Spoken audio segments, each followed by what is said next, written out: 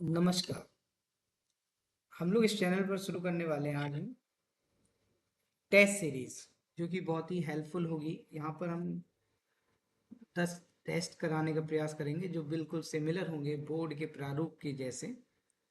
तो उसमें सबसे पहला टेस्ट आज हमारे लोगों के सामने, इसको सॉल्व भी करेंगे किस प्रकार से आना है। इस बार जो टेस्ट आना है, इस बार जो आपका बोर्ड एग्जाम होगा उसमें थोड़े से प्रारूप में परिवर्तन किया गया है। पहले आपके section A B C D E question के टाइप के आधार पर बटे हुआ करते थे, लेकिन इस बार बोर्ड ने क्या किया, इस बार बोर्ड ने जो अभी सैंपल पेपर रिलीज किया उसके अनुसार देखेंगे तो section A B C 3 sections में पेपर को डिवाइड किया है।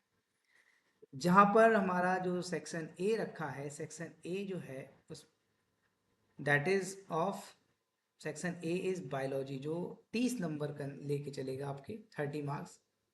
और जो इन्होंने सेक्शन बी रखा है, सेक्शन बी जो होगा वो केमिस्ट्री से रिलेटेड होगा पूरा, और सेक्शन सी जो है वो फिजिक्स से। इसमें बच्चों को एक आसानी हो गई, लगातार एक ही प्रकार के प्रश्न मिलेंगे, ये एक हेल्प हो जाएगी। और बोर्ड हमेशा प्रयास करता रहता है कुछ ना कुछ बदलने का और कुछ ना कुछ अच्छा करने का स्टूडेंट्स के पर्पस से। तो इस बार सेक्शन ए बी सी इस प्रकार से पेपर बनेगा। इंटरनल चॉइस दी गई होगी, मैंने इस एग्ज़ाम में नहीं दी है, लेकिन इंटरनल चॉइस आपको वहाँ मिलेगी। जैसे अगर आपका 3 मार्क्स क्वेश्चन है या 2 मार्क्स क्वेश्चन है तो उसमें आपको चॉइस मिलेगी। नेक्स्ट जो मैं टेस्ट कराऊंगा उसमें मैं इंटरनल चॉइस मैं भी प्रोवाइड आपको करूंगा। तो चलिए देखते हैं क्वेश्चन कैसे क्या है। क्वेश्चन नंबर 1 कहता है, in the human respiratory system the path taken by air when we breathe in. तो हम कौन सा पाथ एयर लेती है जब हम सांस लेते हैं, व्हेन वी ब्रीथ इन। तो सबसे पहले आपको पता है कि क्या होता है, नॉस्ट्रल्स रेस्पिरेटरी अगर सिस्टम देखेंगे, नॉस्ट्रल्स है ना, then pharynx, then larynx, then trachea, then alveoli. This is the right path. ये हमारा करेक्ट आंसर हो जाएगा। सेकंड देखते हैं। सेकंड क्वेश्चन कह रहा है, a doctor advised a person, एक डॉक्टर एडवाइस करता है एक पर्सन को to take an injection of insulin.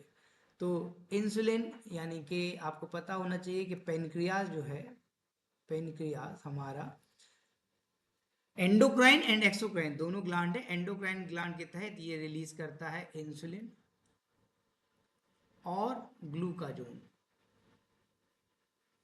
Insulin and ग्लूकाजोन, ग्लूकाजोन क्या करता है, इंसुलिन का काम है हमारा रिड्यूस करता है, reduce blood sugar level.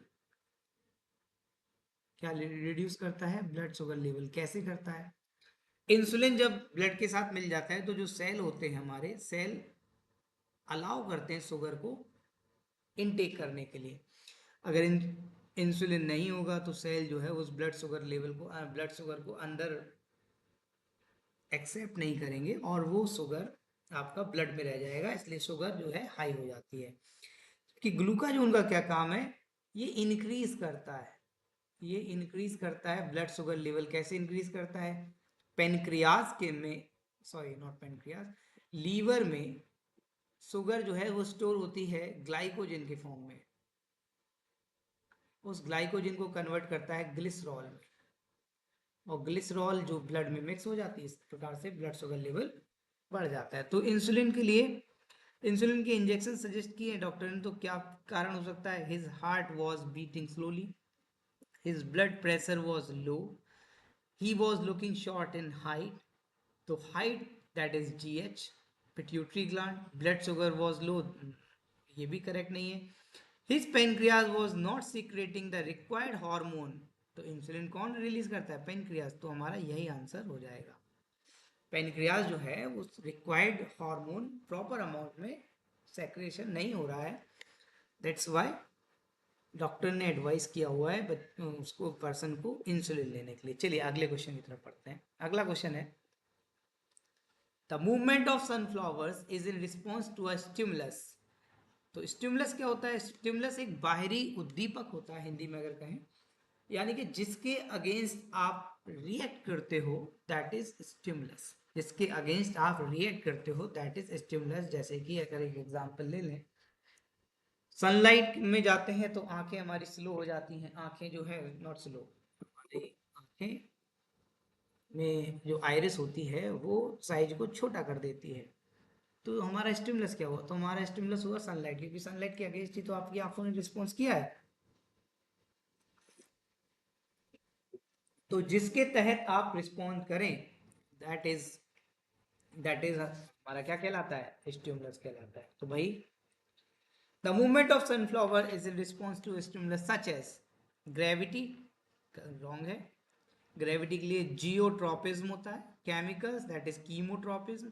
Day और नाइट दैट इज करेक्ट, मतलब लाइट के तरफ।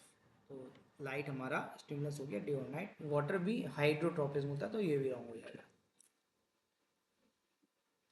अगला क्वेश्चन कह रहा है in bread mould the structure labelled A and B respectively are. ये ए देख सकते हैं आप, sorry this is B and this is A. ये तो भाई क्या है ये? Hyphae and spore, root and sporangium.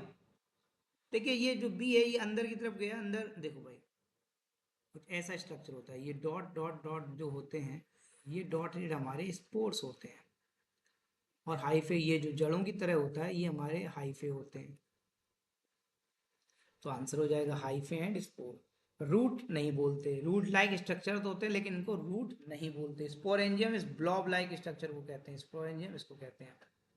तो ये भी रॉन्ग हो जाएगा, ये भी रॉन्ग हो जाएगा। Hyphae and sporangium, sporangium blob like structure कहते हैं, इसलिए ये भी रॉन्ग हो जाएगा। रूट एंड स्पोर्स, रूट तो है ही नहीं, तो ये भी wrong हो जाएगा। चलिए अगला देखते हैं। In plants waste products, plants waste product like resins and gums are stored in leaves nitrogenous waste को स्टोर करती हैं, येलो होने के बाद गिर जाती है, नाइट्रोजीनियस वेस्ट होता है। Old xylem is the correct answer, ये हमारा करेक्ट आंसर होगा। Cellular vacuoles. चलिए आगे चलते हैं। Next question is which of the following is the correct combination of function and part of brain. आपको कॉम्बिनेशन बताना है, फंक्शन ब्रेन का कौन सा पार्ट क्या फंक्शन करता है। सबसे पहला दिया posture and balance, that is cerebrum. It is wrong, cerebrum controls thinking, it is the thinking part of the brain. Salivation medulla, medulla लेकिन मिड ब्रेन में नहीं होता, that's why it also wrong. Combination इसका गलत है। Function is correct but the combination is wrong. Medulla है mid brain में नहीं पाया जाता है, ये आपका हिंड ब्रेन में पाया जाता है। Hunger, pons in hind brain, wrong. Pons does not control hunger, hunger is controlled by the hypothalamus। Blood pressure, medulla in hind brain, combination भी करेक्ट है, फंक्शन भी करेक्ट है, तो option number D will be right answer. अगले question की तरफ चलते हैं। In a cross between black furred rabbit, यहाँ पर दो तरह के रैबिट दिए हैं। एक ब्लैक फर्ड रैबिट जिसको उन्होंने बी, यानी कि बी हमारा आपने पढ़ा होगा, बी डोमिनेंट कैरेक्टर के लिए होता है, ठीक है। And white furred rabbit, white furred that is small B, small B है। अब व्हाइट फर्ड है रैबिट के, स्मॉल बी आपको एलील दिया है, तो व्हाइट फर्ड के पास दोनों ही स्मॉल बी होंगे। लेकिन ब्लैक फर्ड रैबिट के पास बी और बी हेट्रोजाइगस भी हो सकता है, या कैपिटल बी होमोजाइगस भी हो सकता है। दोनों ही कंडीशन में ब्लैक फर्ड होंगे उसके। ये कंडीशन आप बना लिया कीजिए। All offsprings were found to have black fur, सभी ऑफ स्प्रिंग जितने भी ऑफ स्प्रिंग थे उनके सबके कैसे हैं? ब्लैक। तो इसमें ये बात कंफर्म नहीं हो सकती, इसमें ऐसा नहीं हो सकता।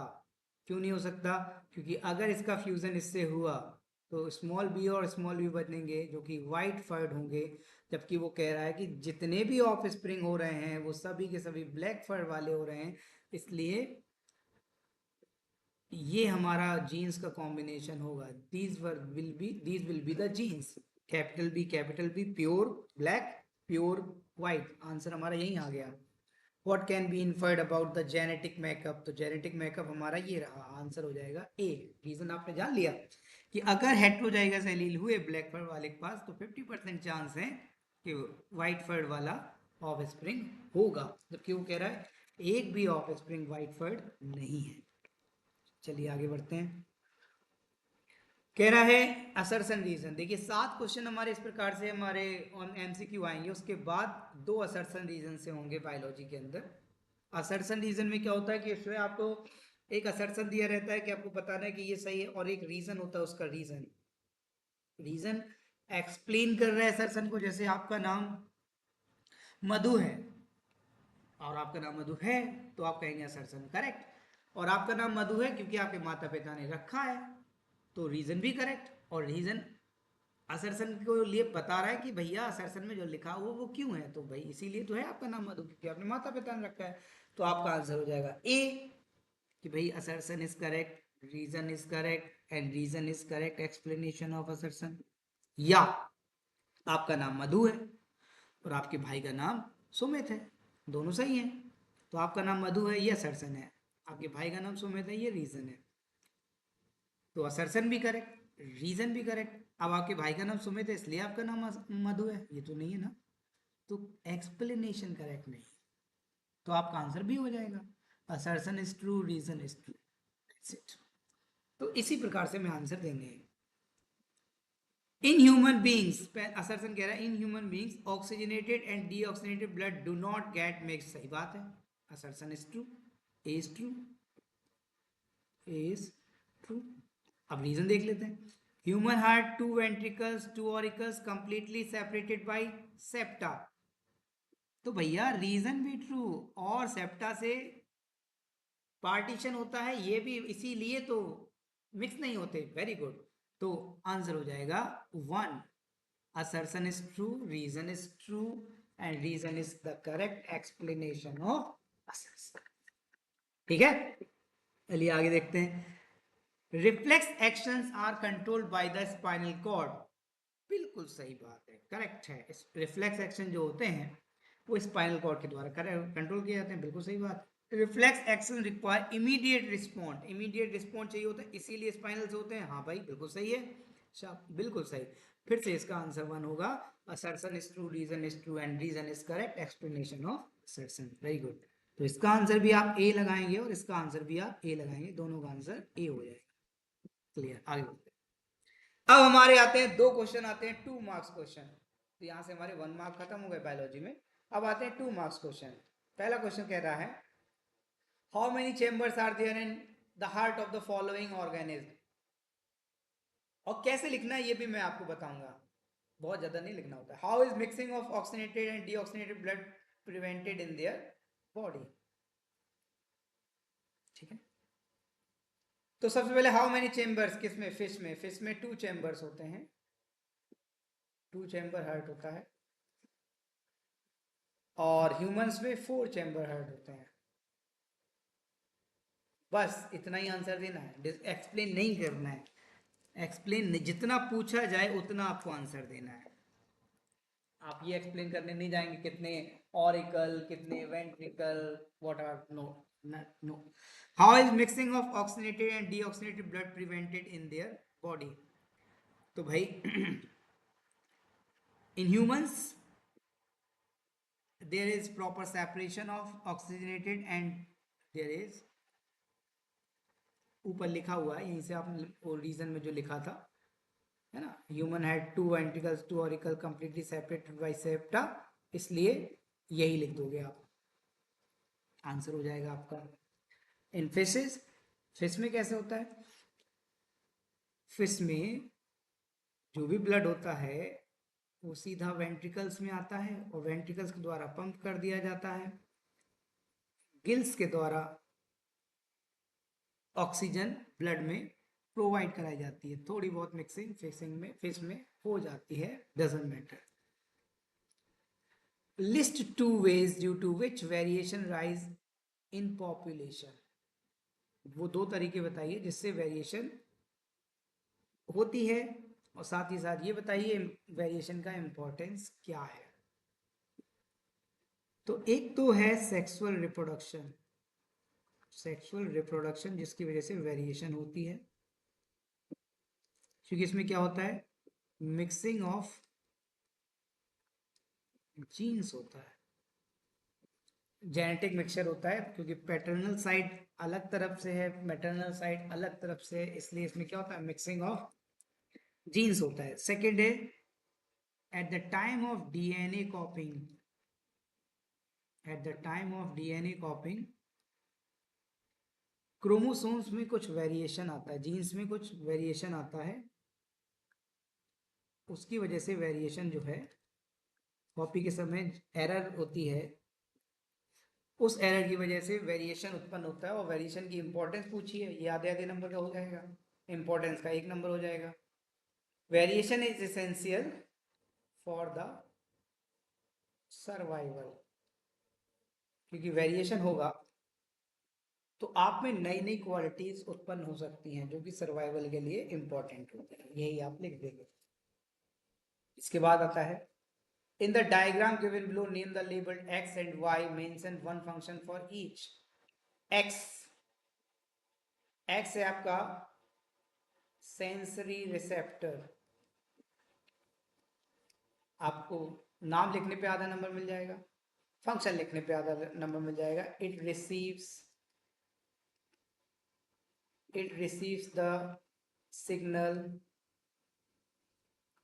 from stimulus, ये हॉट ऑब्जेक्ट हमारा क्या हो जाएगा, स्टिमुलस हो जाएगा। y that is motor neuron,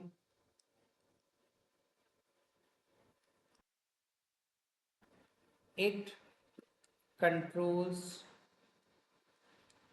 the movement of muscles।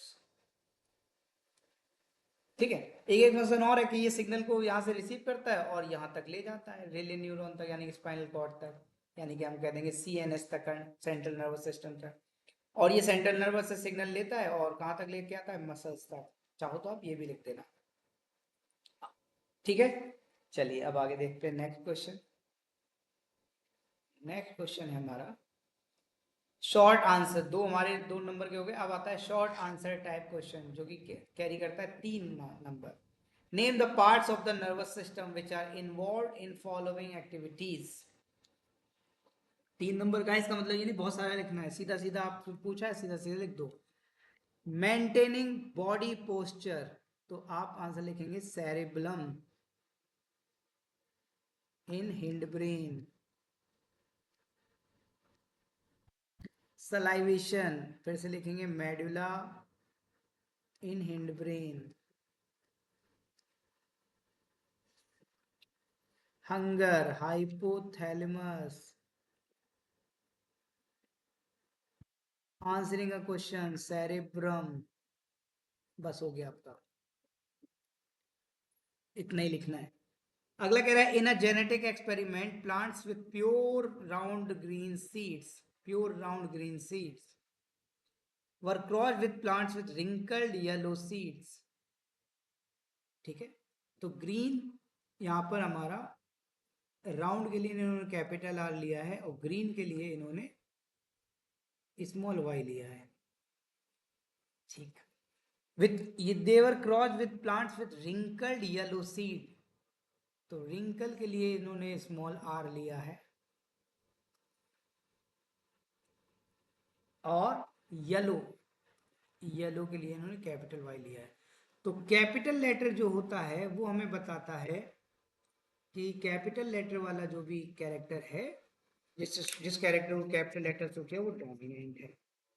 तो यहाँ पर राउंड जो कैरेक्टर है वो डोमिनेंट है, यहाँ पर येलो कलर डोमिनेंट है। चलिए अब देखते हैं। Show the gamete form when F1 was self pollinated। So the gamete formed when F1 was self pollinated। Okay, तो आपको इसमें प्यूनेट टेबल बनानी पड़ेगी, ठीक है। तो इसमें क्या जीन्स बन सकते हैं, आपका बन सकता है R and Y and capital Y, यही बनेंगे, R capital Y small Y, यही जीन्स बनेंगे आपके।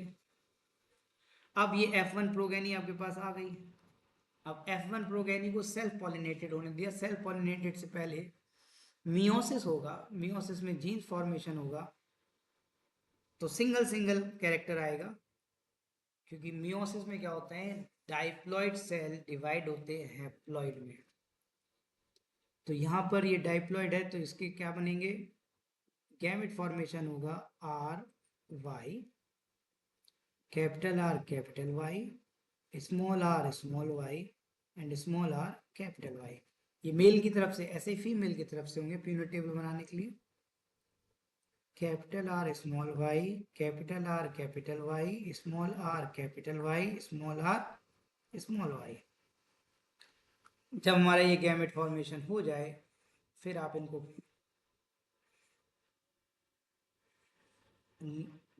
लॉ ऑफ इंडिपेंडेंट असॉर्टमेंट कहता है, कोई भी किसी के साथ भी पेयर बना सकता है। ठीक है, चलिए अब देखिए क्या बनेगा इसमें।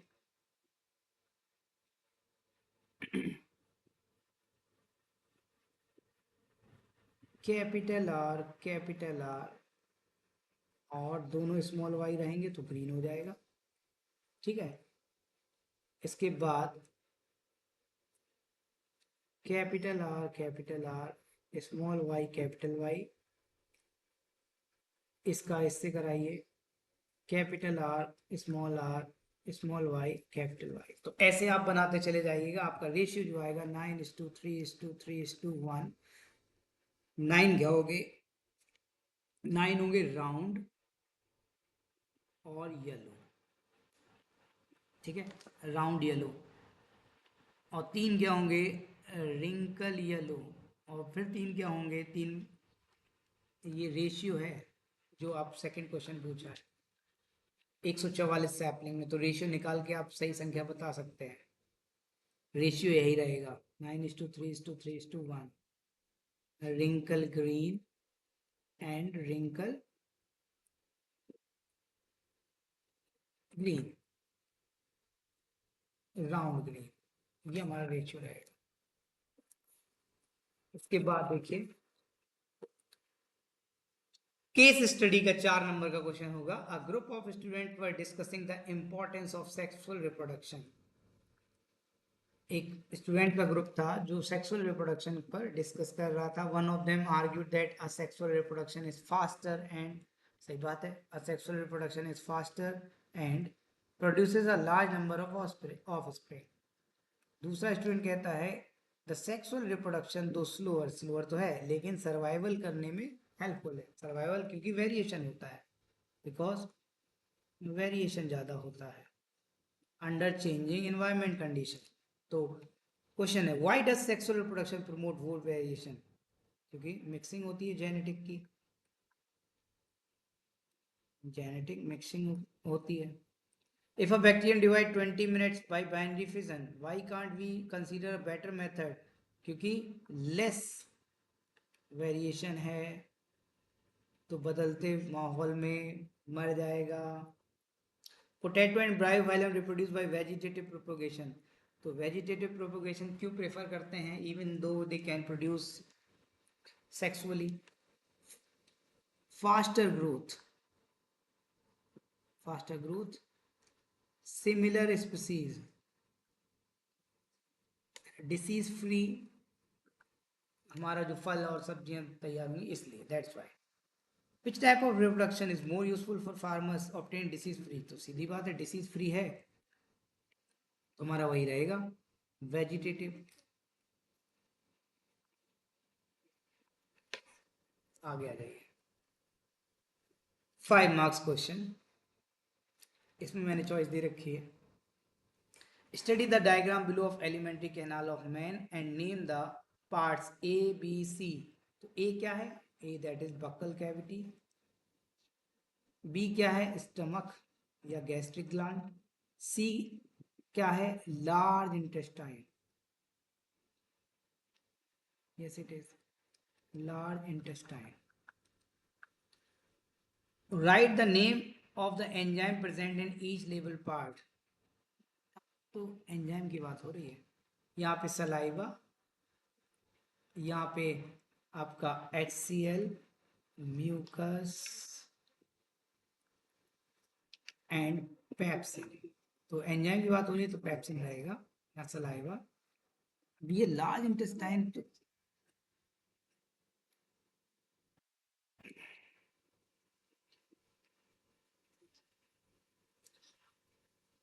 पेनक्रियास, ये लार्ज इंटेस्टाइन नहीं है, पेनक्रियास है। पेनक्रियास कौन से एंजाइम रिलीज करता है? ट्रिप्सिन, लाइपेस और एमिलेस, ये तीन। दैट्स इट, ये हो गया आपका। दूसरा पार्ट भी है, एक्सप्लेन हाउ, इतना ही लिखेंगे, explain how digested food reach each and every cell of the body and is utilized. How digested food, तो विली प्रेजेंट होती हैं, लिखेंगे आप villi present in small intestine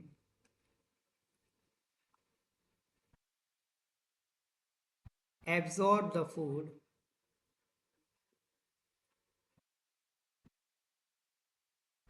from where disabsorbed food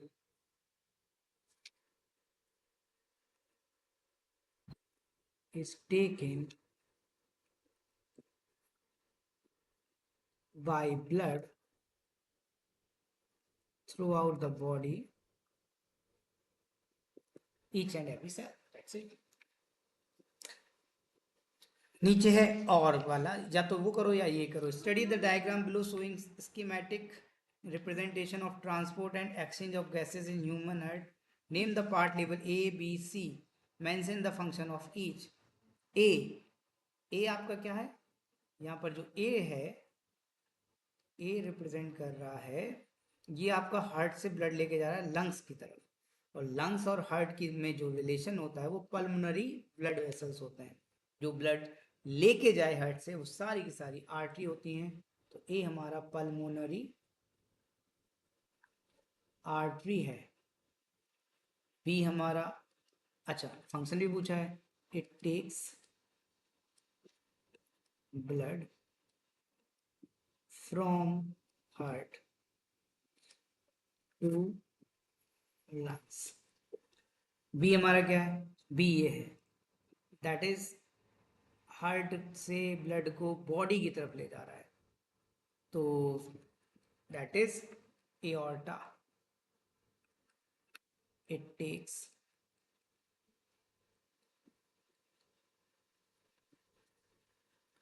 blood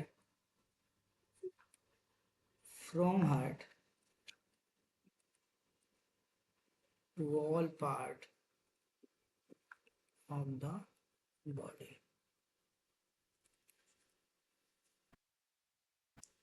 सी भी है, सी हमारी क्या है? सी, ये हमारी है ब्लड वेसल्स में कैपिलरीज। दे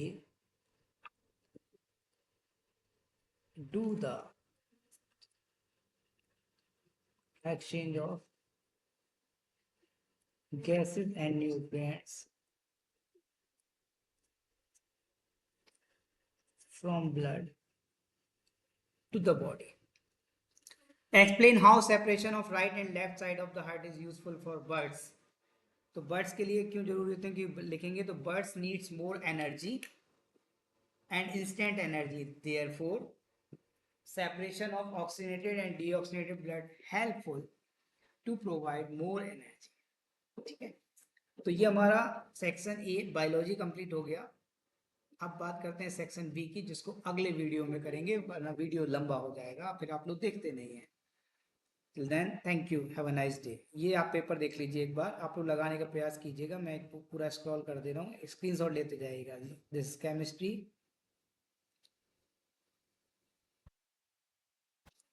स्क्रीनशॉट ले लीजिए, करने का प्रयास कीजिएगा।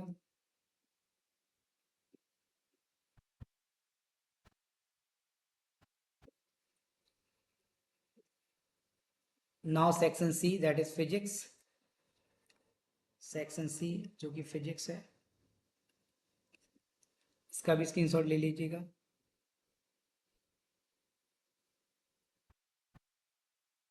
डिस्क्रिप्शन में PDF मैं आपको लिंक कर दूंगा।